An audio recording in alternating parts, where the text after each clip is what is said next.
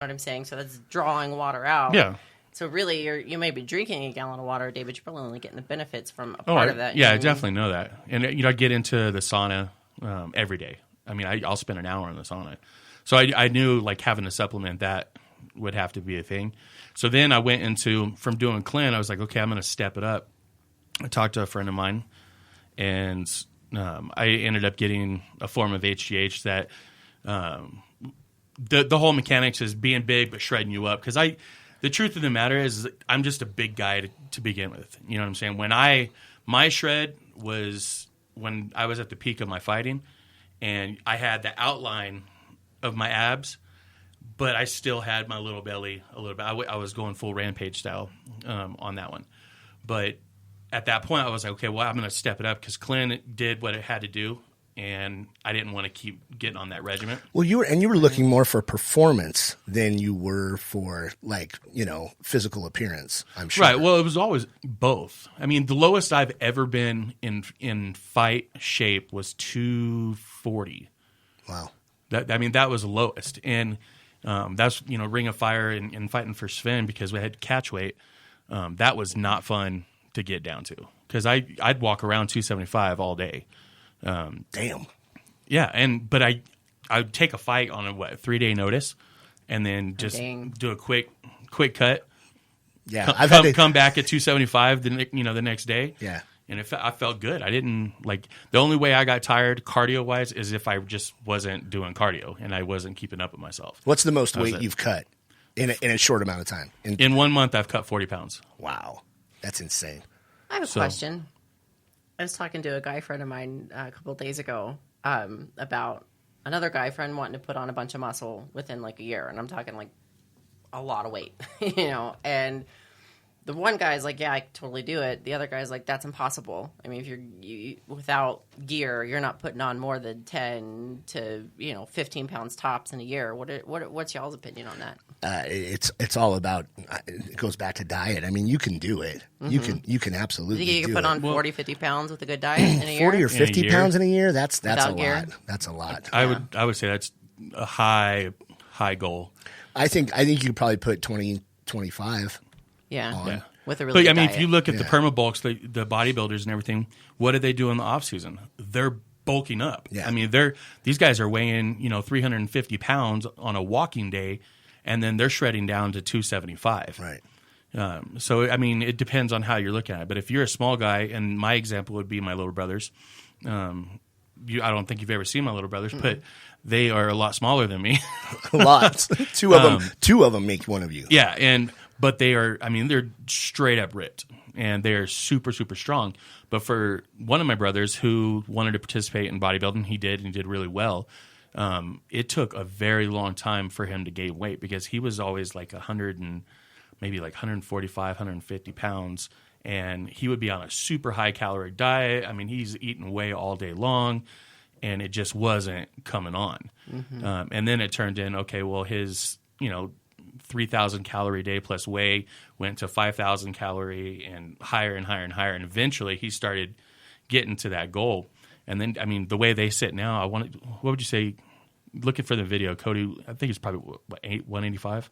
Yeah, they're somewhere between 170 and 190. Yeah, and Kyle's about the same. Yeah. So, but they look great. I mean, there's not a. But they're shredded all the time, dude. Yeah. It's fucking I hate it.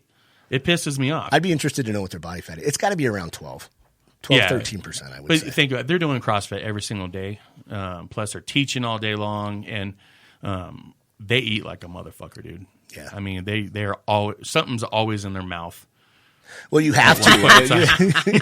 You have to have something in your mouth daily, at least once a day. But I think that what is his reason for wanting to put on that much weight? Bodybuilding. Oh, just bodybuilding. Yeah. Well, he'll end up doing gear anyway if he's going to go into bodybuilding. Right. But yeah, you could put the weight on. It's just an excessive amount of calories and the right calories. Mm-hmm. You can't eat a bunch of carbs. Carb up your calories or whatever. If you're eating a shit ton of protein, you're loading up your vegetables and you're giving your body all the nutrients it needs, and you're just doing it in massive amounts and pushing massive amounts of weight, it's going to respond. Right.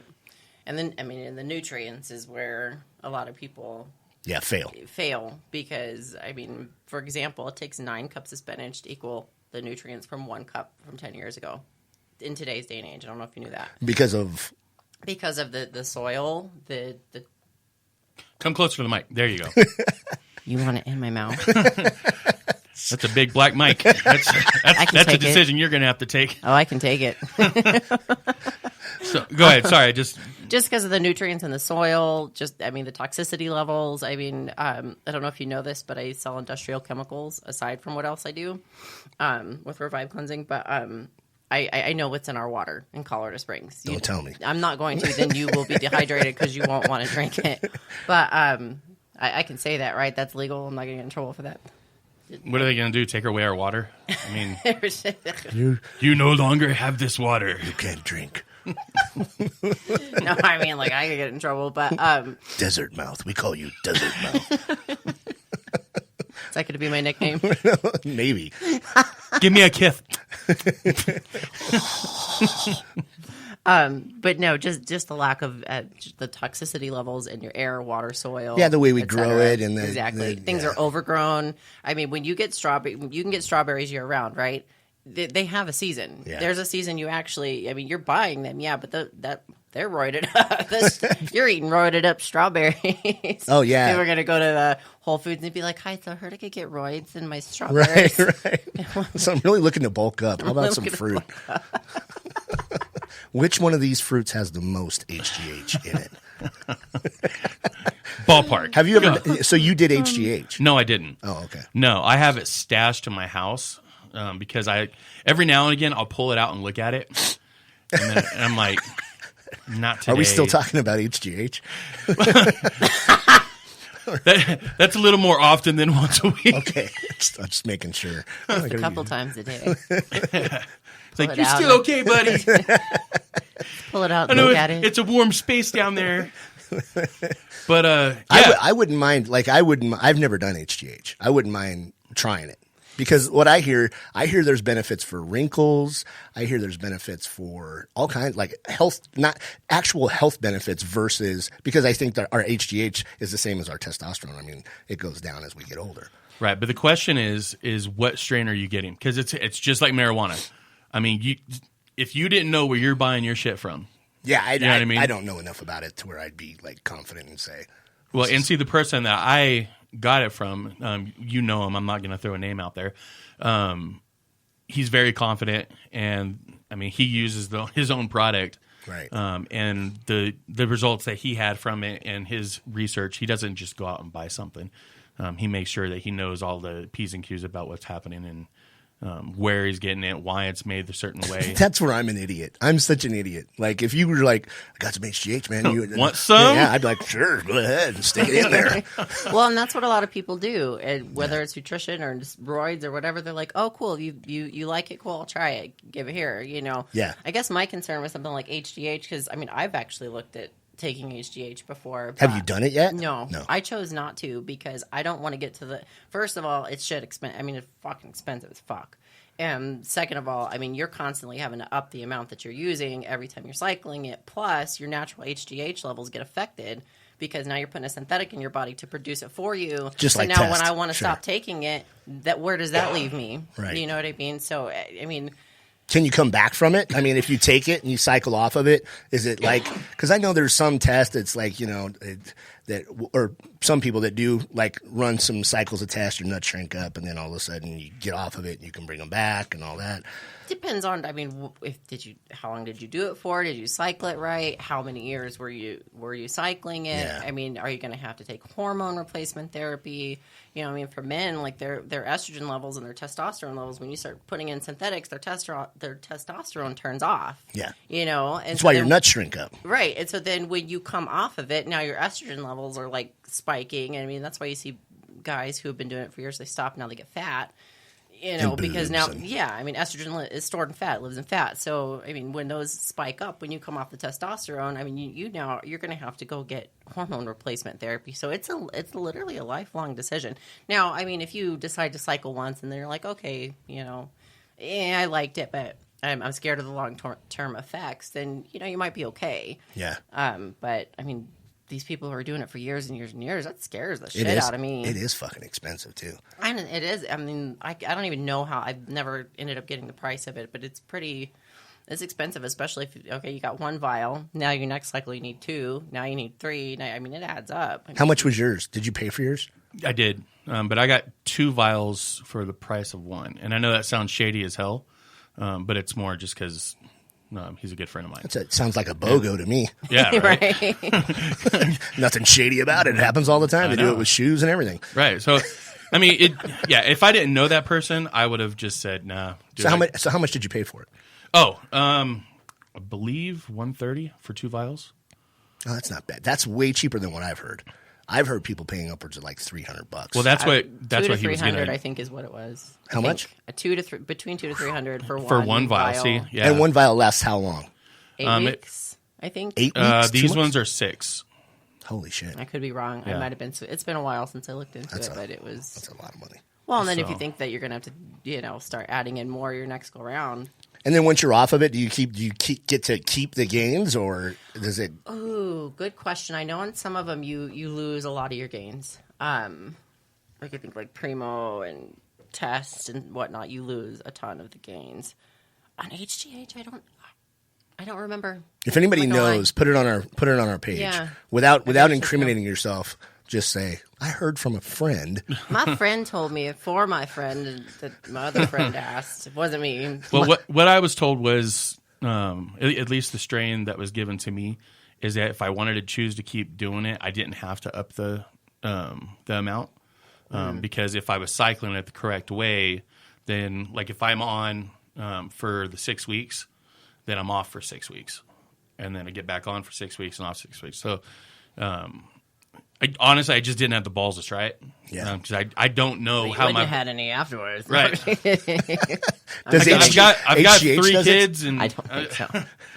I'm already strained to the max. So what we're saying is, I don't you need to these take anymore. Steroids to shrivel up the balls, so you don't have any more kids. It's the new form of birth control. Yeah. Call 1-800-HGH birth control. There you go. The new Planet Parenthood. There you go. Planet Parenthood. There you go. I can't even say things right. Okay, so moving on from that. Nice. Is that a truck in the background? Excuse me. Yeah. A trash truck. Welcome to the new office. Yeah. There it goes. Sorry. It's ups. Well, we do have the windows open, so we'll adjust. We'll get a fan in here for the summer or something, like a light fan. Yeah. Just a hour and a half fart, an hour and a half queef session. Oh. So that's really why you brought me in. There we go. Now I know what's we got up. to even the odds in here. But okay, so Mike, and I'm going to ask you, and I don't know about you, but Mike is an avid smoker, if you will, correct? I like my marijuana. Yeah, exactly. But I don't know when you say avid, it makes it sound like I'm a pothead. I don't do it during the day. So. No. Like I don't wake and bake ever. I don't do it during the day. I've never done it at work. When I get home and I'm ready to climb into bed, yes, that's absolutely when I'll do it. Right. Okay. So, where I'm getting at that is they call that a performance enhancing drug. I know. What the hell is that shit? In fighting in sports. There's no way. Listen, I mean, I've done edible. My eating was enhanced.